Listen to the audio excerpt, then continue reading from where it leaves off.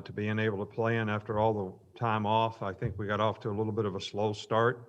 The energy, the intensity, the attention to detail early on in the game was, not what we wanted it to be. But I think we played better and better and better as the game went on. We made some mental errors on defense early in the game and shifts and motions and some things that we had worked on, but it was just a recognition, deal. And offensively, I think we played better and better as the game went on. So really pleased with the way our players responded in the game. Obviously, congratulations to Smitty for, setting the record for touchdown passes. And I think one of the good things about today's game is we got to play a lot of players. They definitely need to get some experience. Those guys aren't that far away from playing. We did have some guys out today, but, I think in the cases, especially on special teams where people had to step up, they did a really good job. So, I know you're going to ask me about Miller Forstall. He has a sprained ankle, a little bit of a, shoulder. We could have played him today, could have played today. I just decided and told him that, hey, we're only going to play in an emergency if we need you. We need to get you healthy. And those other guys had taken most of the reps in practice all week, so I gave them an opportunity to play. And Jalil and some of them, made some pretty good plays. So all in all, it was a good team win. Really liked the way the defense played in the second half. So we'll just have to keep on building on this momentum and the rhythm that we have, and get some guys healthy and see if we can get going. Slade, twisted his ankle a little bit. I don't know what his status will be, but I don't think it's that bad, but we never know for sure. Okay, Coach, we will get things started with Jeff Spiegel. Jeff, go ahead. Nick is you've been in this business a long time, but when you see young guys like Bryce Young throw his first career TD pass, and then Waddell and Jace score their first touchdowns, how happy are you for those kids, considering, the work they put in on a daily level as well? Well, I think it's always great when those kids get an opportunity to play. I think the experience is very beneficial to them. It's also very positive for them to get the self-gratification that they get when they throw a touchdown pass or score a touchdown. And I think the players on the team really kind of demonstrate the emotion that everybody has, when those young guys do something, because everybody's rooting for them. Everybody wants to see them do well. And, it's great for them to get the opportunity, and it makes me really happy to see them go out there and have production. And, everybody wants to score a touchdown. So I think that's great. We'll go to Michael Casagrande.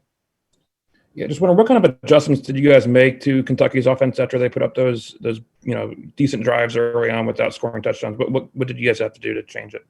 Well, we were, a lot of the things that they hit runs on us, 10, 12-yard runs, we misfit the gaps. We made some mental errors on shifts or motions. We didn't adjust properly. So they would hit a run, we'd lose the edge, we wouldn't be in our gap. And I think as the game went on, the players got more used to the rhythm of the game, the shifts, the motions, making the adjustments. We were making the corrections on the sidelines. And it really is a lot of the stuff that we worked on. It was just a matter of being a little bit apprehensive to, just do what they knew was right, in the game. And when we fixed those things, we started to play much better and did a better job on third down. And we started to play better in the second quarter, but they converted a couple third downs and kept drives alive. So we did a better job all the way around in the second half. Go to Brett Hudson. Kentucky had the ball for pretty much the entire first half. How did y'all respond to that on both sides? To stay efficient offensively and play better. I can't really hear what you're saying. Better now?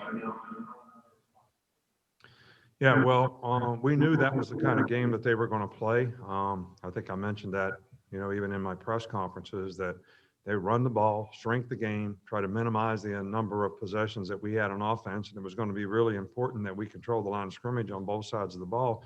And, we didn't do that in the beginning of the game. We couldn't run the ball. I mean, all the plays that we made early in the game were all pass plays. And we weren't very effective at stopping their run, so they did keep the ball. But the last time I checked, you get nothing for time of possession. So if that means you score fast on offense, you don't have very much time of possession. If you don't score and you keep the ball for 6 minutes and you don't score, well, what do you get for that? Is there something you get for that? I don't know, but we don't want it to be that way. But we make a lot of explosive plays on offense, so sometimes we score fast. Our time of possession hasn't been in our favor in very many games all year. So, but we score a lot of points. We'll go to Aaron Suttles. Nick, Landon Dickerson's a guy who plays a lot of effort, a certain attitude. There's an edge to his game. Is that contagious for an offense, and can that be the identity of this year's offense going forward? I'm sorry, I didn't catch the beginning of your question. Landon Dickerson, he plays with an edge and attitude to his game. Can that sort of be Landon's toughness, his leadership, his competitive attitude, his character as a competitor. I mean, he brings it every day. When he walks out the tunnel, he's going to bring it. And I think he affects, the other guys in a very positive way. And I've been very pleased with the way our offensive line has played all year long. Like I said, we struggled early in the game, to run the ball, but those guys, made adjustments and we adapted and, got better as the game wore on. We'll go to Charlie Potter. Hey, Coach. You mentioned Jaleel Billings early on. Just what did you see from him, and how has he progressed this year? I didn't hear. Saw a lot of him early on.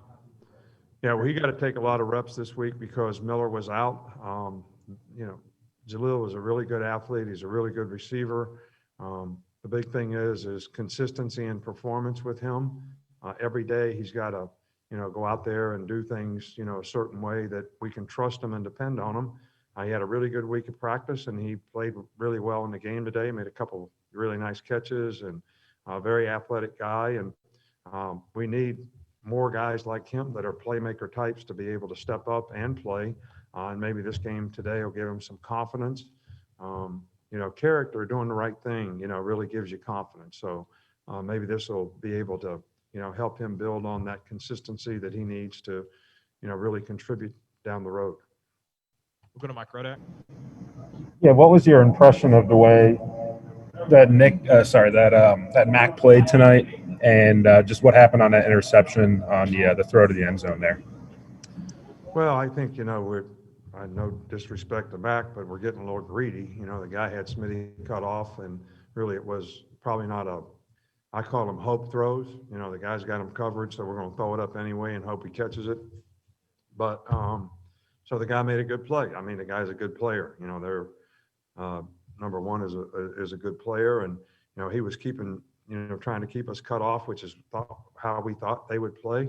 And the whole thing going into the game is you got to take what the defense gives. Take what the defense gives. Throw the check down if they got us cut off and covered in a deep part of the field. So.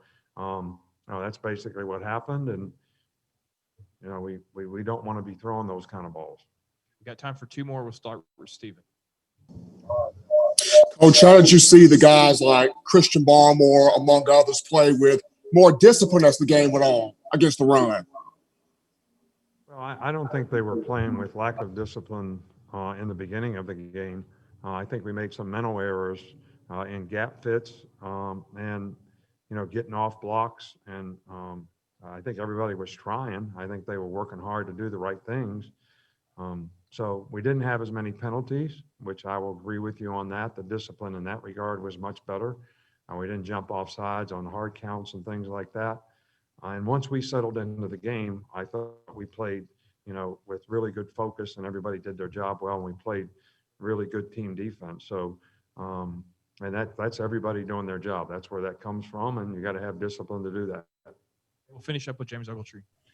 Yeah, Coach, you mentioned Smitty a little bit in your opening statement, but just what did it mean to get a guy like him who's a permanent captain to come back for his senior season, kind of uphold the core values of your program? Well, I don't think there's anybody that holds up the core values of the program and reinforces those core values to other players on the team any better than Smitty does. First of all, he sets a great example. He's got great work ethic, but, he's not afraid to take a guy one-on-one and talk to him about, what he can do to improve or why we do some of the things that we do and how it can benefit them in the future.